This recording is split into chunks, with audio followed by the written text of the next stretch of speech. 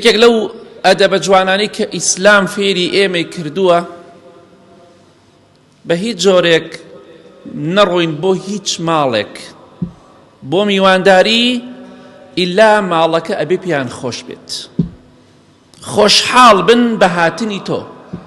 خوای گەورە میهرەبان لە قورئانی پیرۆزە ڕوو دەکاتە ئیمانداران دەفەرمێت لا تدخلوا بيوتا غير بيوتكم حتى تستأنسوا. ئەی ئیمانداران مەچنە هیچ ماڵێکەوە بۆ میوانی غەیری ماڵی خۆتان ئیلا بڕۆنە شوێنێکەوە ماڵەکە زۆریان پێخۆش بێ.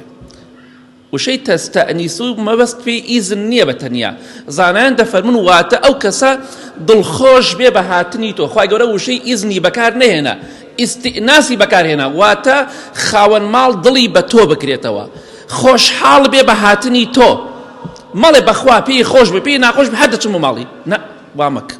خوا دەفەرمێ مەکەن، مەڕۆنە ماڵێکەوە کە کابرا پێی خۆش نەبوو، خاوەن ماڵ خۆشحاڵ نەبوو بە هاتنی ئێوە مەڕۆن. چونکە هەندێک کەسەیە بڕۆیتە ماڵەکەی پێی ناخۆشە، وا دەزانێت تووشی بەڵاو موسیبەتێک بووە، مەڕۆ بۆ ماڵەکەی.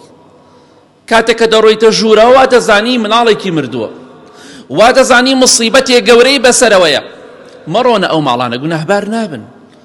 بڕۆنە شوێنێک زۆر بەڕێز بە حورمەت ڕێستان لێ بگیرێ، خاوەن ماڵ زۆر خۆشحاڵ بێ بە هاتنی ئێوە. ئەوە فەرمانی خوایە حتا تەستەئنیسوا، لەوە تێبگەن خاوەن ماڵ زۆری پێخۆش بێ.